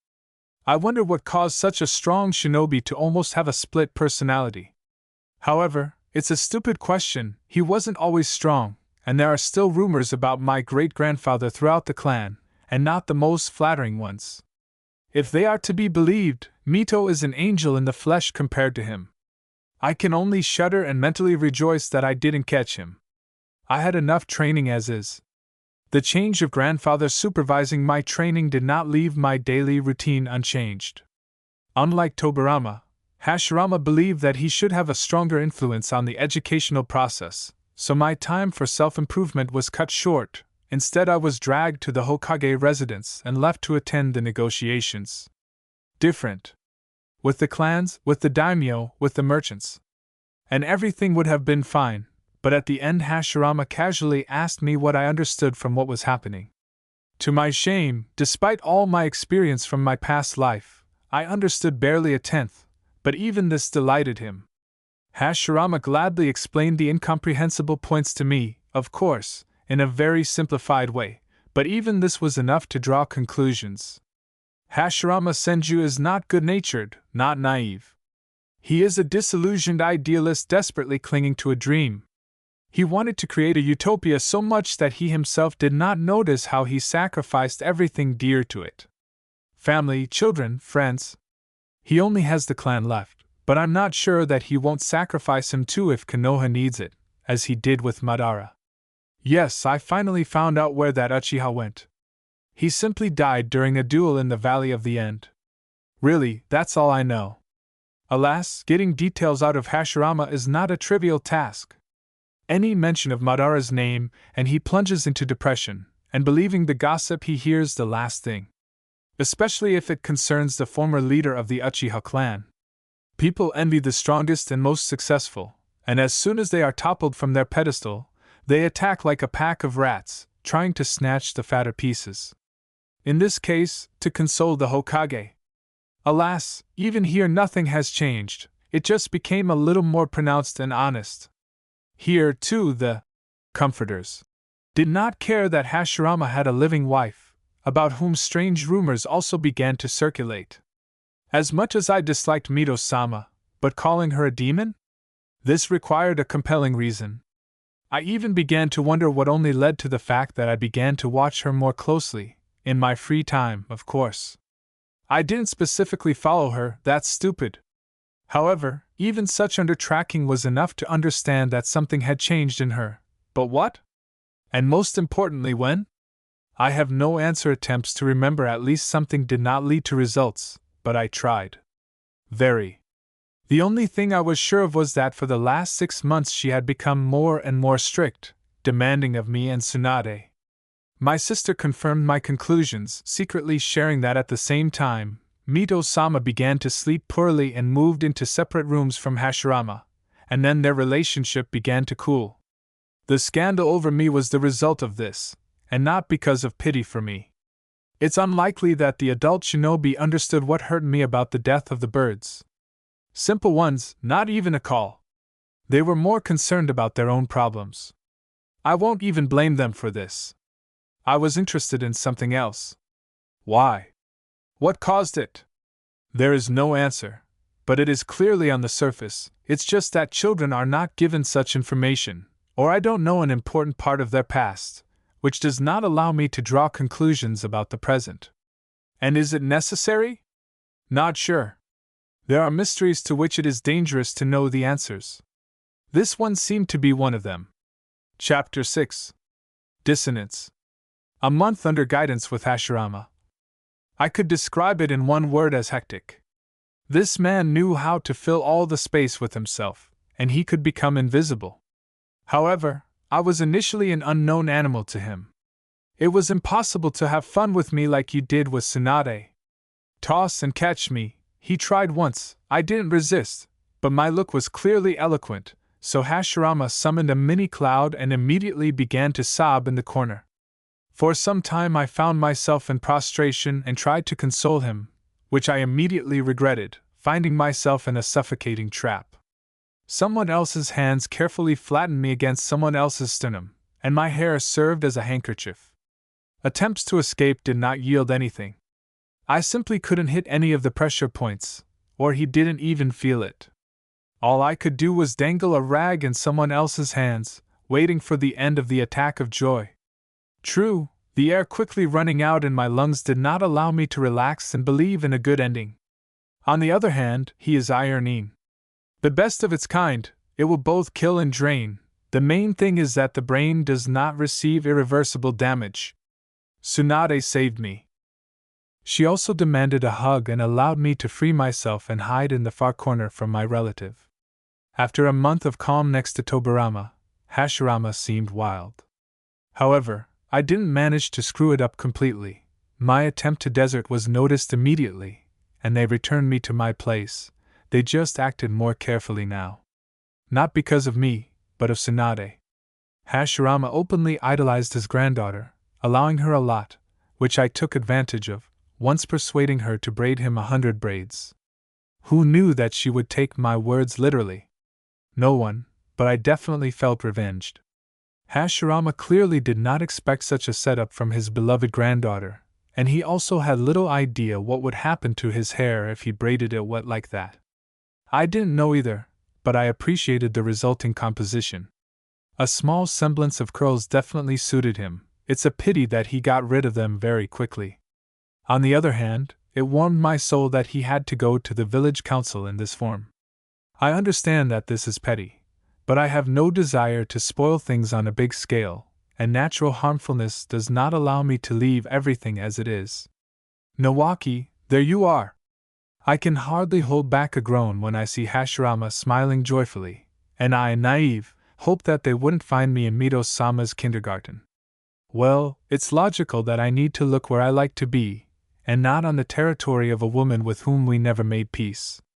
It's a pity that I'm the only one who thinks so. By now it's worth understanding that logic and Hashirama don't always go together. In my memory, never at all. Yes, I am here. I carefully roll up the scroll and hide it in a tube. It is already clear to me that it will not be possible to continue reading and experimenting in the field of chakra mastery.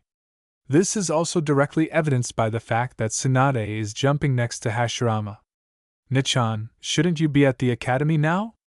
Well, you should learn the tea ceremony during a meeting with the heir of a friendly clan, with whom the alliance was concluded less than 3 months and 5 days ago.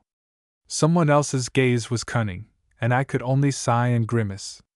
It seems that there is no Jewish nation here, but there are people who answer questions with questions. She's boring, I shrug, not even trying to correct the name. Instead, I carefully slide down from the tree. I'm not afraid to fall and break. I've already been taught how to group myself correctly when falling, and having Hashirama at my side is relaxing. The main thing is not to break your neck, but he will cure everything else. Although the neck too, the only limitation is the time that has passed since the injury. Until the brain begins to die, it will save 100%. Although I haven't seen anything like this myself. I am familiar only with the words of Tsunade, but in some aspects there is no faith. Check it out for yourself. I'm a risky guy, but not that much. Enough. He already died once and ended up here. Glory to all that is a man. Academy too, came the heated response. So you don't go there to study, but to make acquaintances and find, if not friends, then faithful associates. The ground hits my heels a little painfully. I miscalculated and landed incorrectly. The clan will invest knowledge in you too. Ji-san, what is he talking about? Tsunade narrowed her eyes suspiciously and glanced at Hashirama. Ha ha! Really, what is he talking about? I looked skeptically at the man scratching his head. Does he seriously think that he can move away from Tsunade this way? Naive. And anyway, Nawaki, where did you get this from? I took her notes from Tsunade, and now there's what I studied 6 months ago. I take a small step from my sister, who nods at my words. By the way, her handwriting is terrible. A chicken can hold a brush better. Oh Toto. It was funny to watch how the slight smile disappears from the child's face. Then she stops nodding and frowns. But when the meaning of the last phrase dawns on her, I didn't want to get punched, so I give it instantly, for whatever it's worth. But my sister had a lot of strength, and she subconsciously put chakra into them. Considering that she has been training much longer than me, it is unlikely that she will be neutralized. Without getting hurt, of course, but that's why I have Hashirama here. He won't watch my murder, right? However, I'm not going to check, so I choose the tallest and thickest tree, which I climb as a monkey. In this I am a master. Tsunade is far from me. She is generally afraid of heights, which she is wildly embarrassed about and hides from everyone. Get off! As expected, Tsunade stayed down, allowing me to relax a little and stick my tongue out at her. Childish, of course, but I am a child now. And she looks funny when she pouts. I am echoed by the cheerful laughter of Hashirama, who decided to withdraw for a while and just observe from the sidelines. However, he can join at any time, and it is not known whose side he will be on. Ji-san! Sorry, Nawaki, I can't refuse Tsuna. As expected, Hashirama gave in quickly, as soon as my sister looked at him with pleading eyes and batted her eyelashes. Waiting for someone to get me is stupid. To think that I can beat a Kage-level shinobi twice as much. However, I also don't want to sit still and wait for someone to grab me. After all, I know Tsuna well, she can't do anything bad to me. Another thing is that I don't like getting slapped on the head even with the best intentions. However, it's too late to twitch. I didn't even have time to take a step, and Hashirama already in front of me on a branch. It's no use kicking. Before I could blink, I found myself standing in front of my sister, swollen with importance. A not too strong blow to the top of the head with a fist, and they pinched my head under one armpit with one hand, ruffling my hair with the other. It's here. I give up. I want to laugh, so not either on purpose or purely intuitively, but it doesn't cause pain. I'm just uncomfortable standing like that. Let me go, great Tsunade-sama, the terror of all men from 3 to 8. What? Oh, you little bastard. Now she began to make more noticeable efforts to strangle me, completely forgetting about everything else. They are not offended by the truth. Tsunade only lost her vigilance for a moment, loosening her grip slightly, but that was enough for me. I was afraid to squeeze the painful point on the elbow bend, but I did the trip conscientiously, simultaneously freeing my head from the grip. Goro-sensei, I will never doubt your science again. You were right when you taught us to free ourselves from such a grip, even if it initially seemed so. Although you're right, I knocked you down, which means it's not true and you're not a threat. I shouldn't have been proud of my victory. Tsunade took full advantage of this, yanking my leg and throwing me to the ground.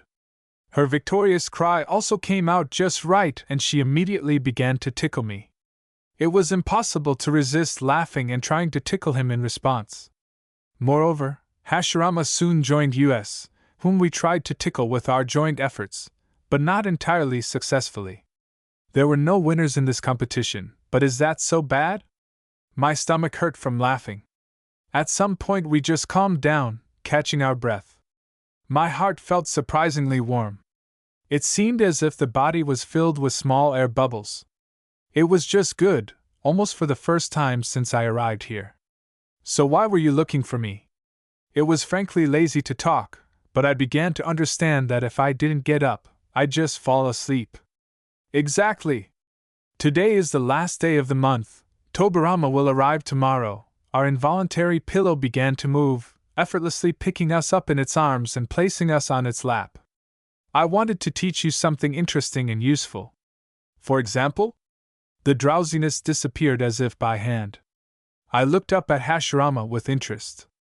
I'm always ready to learn. And it's time for him to contribute to making me stronger. Will you tell us about Mokutan? It's too early for you to deal with chakra transformations. Someone else's laughter deafened me in one ear. I have a better idea. Better? I don't even try to hide my disappointment. Although I still don't know why I need Mokutan, I act on the principle that it will be useful on the farm. This is a good ability for a knowledgeable person. It will be useful even in times of peace, for example, to build a house or grow a garden. True, the latter must be done carefully, otherwise you can get a second forest of death. Yes, I will teach you to play cards. My jaw drops in surprise when a well-known deck is thrust almost under my nose, albeit with slightly modified pictures, but nevertheless, cognitive dissonance is obvious. I have always believed that the phrase, interesting and useful, does not include maps. However, I already said that logic and Hashirama rarely go hand in hand. Hooray! Are we going to play for money? I look in shock at my sister jumping up and down. What is Hashirama teaching her? At her age, I didn't think about money at all. Yes? Certainly. A stack of bills appears in Hashirama's second hand. I sigh resignedly, with difficulty restraining myself from the world hand-face gesture. This will fully show my attitude to what is happening. I pass. I get up and am about to get away from this joyfully laughing couple. I haven't finished reading the scroll yet, and Tobirama-ji will be here tomorrow. He'll probably ask what I learned. Stand. A heavy hand fell on my shoulder, literally pinning me to the ground. Do you want to leave us? Ugh. Looking into the tears-filled eyes of an adult man is somehow scary. I still think he has a split personality. Either he abuses techniques that influence the mind and is unstable. He very quickly replaces one mood with another. Yes, Nawaki, please. And here Tsunade joined in, imitating her grandfather, trying to squeeze out a stingy tear, hiding the cunning shine of her eyes. Okay, I agree, but not for long. I have half an hour. Hooray! They didn't let me finish. jumping up joyfully and clapping each other's hands. A comprehensive lesson in Tai and Shurikenjutsu. I sigh resignedly, realizing that no one needs my words. Okay, you still don't listen to me. Did you say something? Someone else's question is indicative for me, as is the fact that they asked it in unison. I say I don't know the rules, another sigh, this time even more doomed. I've never liked cards. Tell us and let's play. I think we'll have time for 1 or 2 games. I don't see joy, Nawaki. But this is a very useful game, it will help you in the future. I look skeptically at the hand raised pathetically to the sky. For example? The ability to keep a face and remain calm in any situation. A wide smile almost blinded me. Do not believe? I shake my head negatively, watching with interest as Hashirama carefully looks around, and then speaks in a loud, conspiratorial whisper. Why do you think Tobirama is always so unperturbed? Yes, unperturbed. You can never read anything from his face if he doesn't want to. The answer is a joyful nod and a wide smile, and then the cards are again thrust under my nose. I even shook it to be sure. It's because of them. I find it hard to imagine Tobirama playing cards, even poker. Although, with his completely emotionless face, it might be true. Because of them? Well, not because of this particular deck, Hashirama corrected himself, catching my suspicious glance. But I have never won against him yet. Do you believe it? I believe. I'm not going to deny it, it's still useless. Although I really wanted to see Tobirama's face when he was told that all his equanimity had its roots in a card game. Judging by the way the branches rustled nearby and I even managed to notice a body almost crashing to the ground, I was not alone in my thoughts. However, my skepticism is not a reason to refuse Hashirama and Tsunade. Sometimes you need to take a break from training and absorbing useful information. Don't forget that I'm a child. My view was deciphered correctly. Tsunade and Hashirama immediately broke into smiles and my sister tried to quickly explain the rules to me.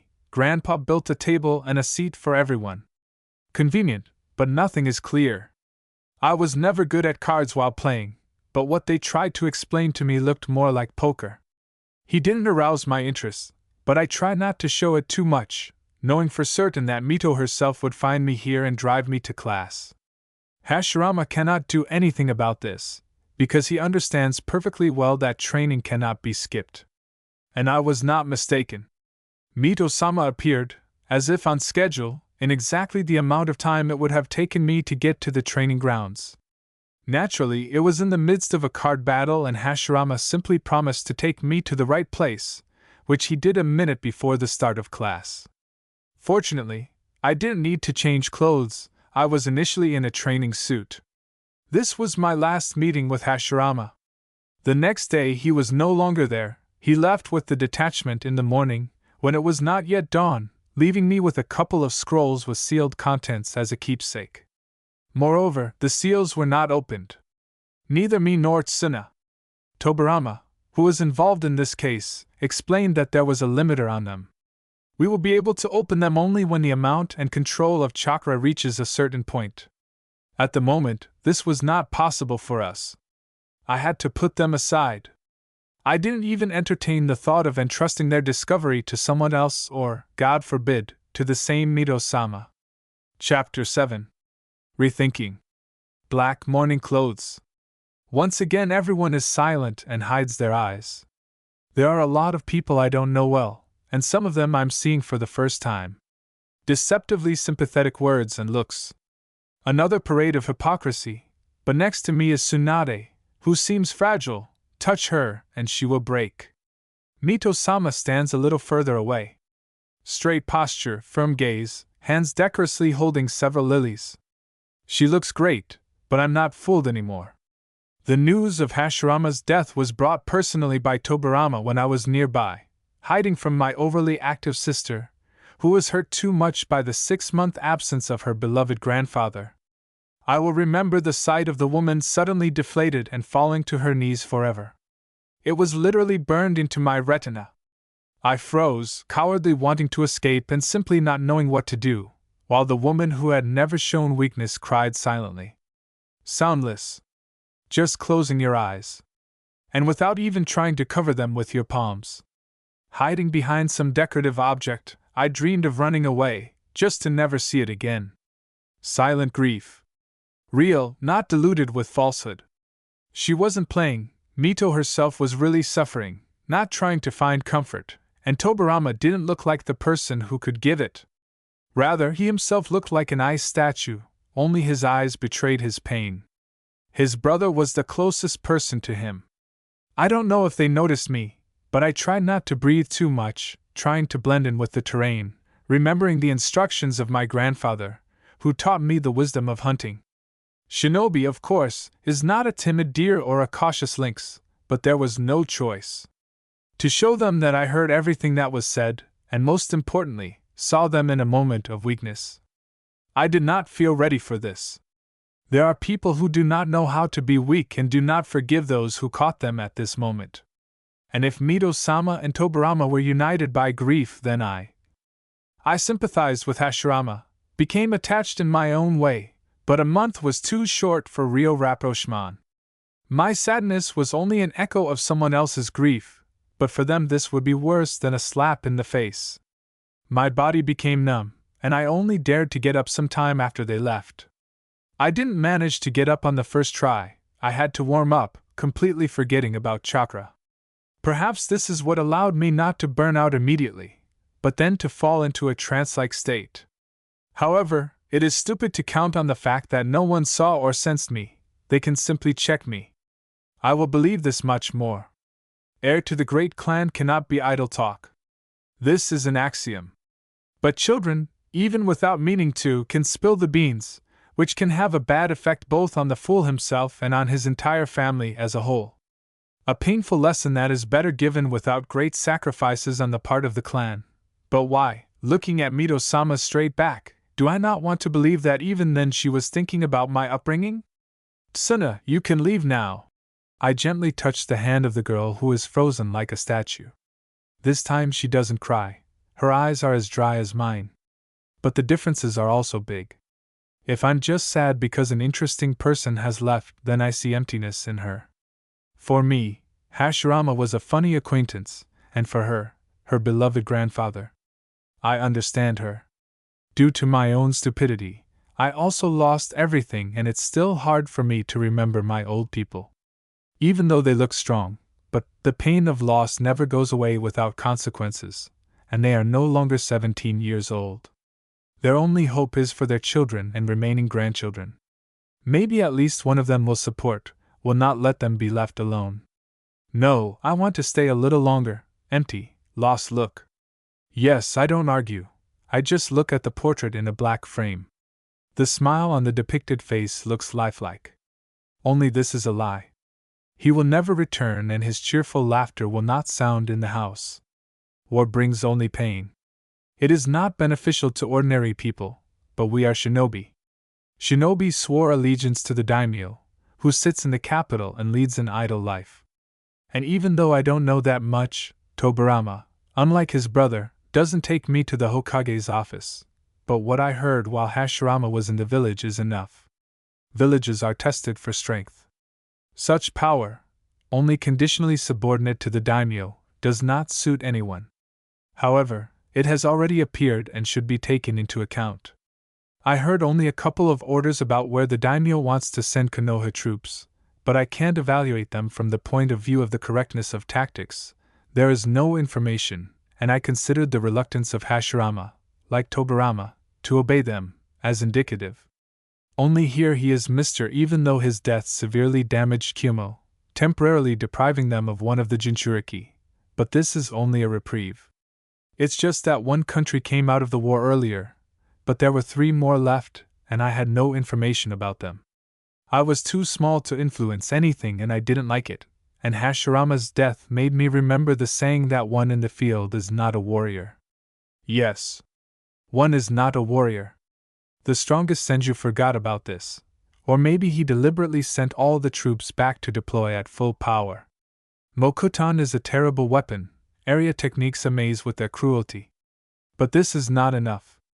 There was no one next to him to cover his back, and a bunch of ants overwhelmed the elephant. Personal power is great, but it is not enough. Hashirama was invincible while Tobirama, who was not much inferior to his brother in strength, covered his back. All he had to do was not be there, and that was it. Hashirama died. The Colossus turned out to have feet of clay. It is worth remembering this lesson and not repeating such mistakes. If you look from this side, then dissatisfaction with my alienation from the other children did not appear out of nowhere. Tsunade, no matter how strong she is, remains a woman and she has a different role in the clan. Sooner or later, she will have to get married and give birth, and during this period she will not be able to cover my back.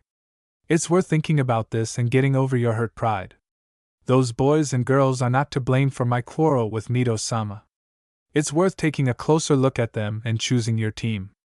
Although you should act with caution, because even within the clan there are disagreements, and most of the children from the group ended up there for a reason. No wonder the age range is so wide? In terms of skills, this is also noticeable and quite strong. Although I am sure that there are no outright incompetences there, it is still alarming. The nasty, drizzling rain makes me wake up from my thoughts. The flow of condolences had already dried up. The majority moved a little to the side and split into groups. The conversations had not yet gained volume, but a quiet hum could already be heard. All. It's time to go. Now for sure. Now politics will begin. The time of mourning is over. I don't ask Tsunade anymore. I just take her hand and drag her away. I myself would prefer to stay and hang out among the guests, listening to their conversations, but alas, it won't work. You can't leave your sister unattended. She's too vulnerable right now. PB is the one who is as close to her as her parents. I'm afraid that she might do something stupid, although I want to believe that she is not that weak. Taking Tsunade away turned out to be a difficult task. She didn't want to leave her place, but I was no longer as weak as before. No, if she had actually started to resist, I wouldn't have been able to do anything, but that didn't happen. The girl simply followed me, constantly turning her head towards the portrait and stumbling, completely ignoring all my attempts to speak. And this time it was even worse than after the death of my parents, because I couldn't distract her from emotions. They simply patted me on the head and asked me to leave me alone for a while. Objections were not accepted. I was thrown out the door, which was immediately jammed with something.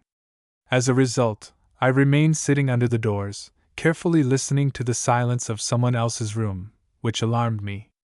I thought it was stupid to break down the doors, so I went to look for workarounds. Fortunately, I knew the location of all the rooms and windows facing the street by heart. Getting to Tsunade's was not difficult at all. All that remained was to climb a couple of meters up the absolutely smooth trunk and hide in the foliage, knowing full well that my anxiety was unnecessarily excessive. However, what else could I do? Nothing. Absolutely. I couldn't even order the maids. Everyone was where the invited guests were, and we didn't have personal ones. Firstly, we are shinobi, which means we must be able to dress, wash, and even cook for ourselves. Secondly, Tsunade and I are being watched over by at least one shinobi each, probably a Chuninjounen level, because although I feel someone else's gaze, I can't calculate the location, but I recognize a genin right away. Already checked. And thirdly, Tsunade is not so weak as to solve her problems with the help of death. I just can't help myself. The girl is accepted by me as a younger sister, and I consider myself responsible for her condition. And why does it seem to me at such moments that it was not she who was painfully attached to me then, but I myself? Doesn't matter. The main thing is to be able to draw a line between ordinary participation, even to a relative, and persecution. Wearily I run my hand over my face and yawn. The day has exhausted me, but the good news is that Tsunade is not going to do anything stupid. You can breathe easier and go about your business. Although, it's unlikely that they'll understand me if I go to the library, especially after my grandfather's death. And also everyone's favorite. For me he was just an acquaintance, albeit a good one, but for others he is my grandfather, and I am in no hurry to dissuade anyone from this. People can think whatever they want, but in my memory, only one person has the right to be called that, and it's not Hashirama or Tobirama. Not them at all. No matter how much I wanted to read it, I didn't go, deciding for once to practice shuriken jutsu alone. This was the safest of all my skills, where the chance to kill was minimal, but still present. However, this activity was very calming. Mechanical movements allowed me to clear my mind and immerse myself in a state. It was not easy, but necessary. It was in this state that I could consciously direct chakra. It's a pity that it was difficult to immerse myself in it, and it did not last long. The lack of practice took its toll, but I couldn't devote more time to physical development than I already had. The damn child's body got tired too quickly and immediately fell asleep, right where I fell. The batteries simply ran out, however, no one let me freeze. I woke up in my bed. Not washed, not undressed, but still not on the cold ground. The body, of course, ached, but a simple exercise was enough to disperse the stagnant blood and stop resembling an old man. I told myself many times that this was the last time and I wouldn't do this again, but every time I stepped on the same rake. I suspect that the one who dragged me to bed treated the most dangerous wounds, but never caught him by the hand, so it was difficult to say how true my version was. I just continued to live and train, but at the same time forcing myself to look around, taking a closer look at the children around me. No, they didn't become any more interesting to me and there was still nothing to talk about with them, but I wasn't going to give up the idea of my people. I just didn't find the ones I needed. Apparently, it was worth waiting at least until entering the academy in order to be able to sensibly assess the forces of others. In the meantime, everyone I saw was weak and took everything lightly, even those who had already lost someone close to them. Well, what can we take from ordinary children, even those with superpowers? Nothing. However, I was too strict towards them, or maybe I just didn't remember what I was like at that age in a past life. The differences were not immediately apparent, but they were still noticeable, and it wasn't even a matter of the level of physical data. Mentally, many of them exceeded my expectations. I didn't understand this right away, to my shame, but at one fine moment Nara and a child my age came to visit us. First impression sloth, but the second one strategist. Shikaden did not want to do what children his age usually suggested, and I was no longer going to show the library. In the end, Tobirama had already had a conversation with me on the topic that the clan's knowledge was there, and that strangers had no place in it.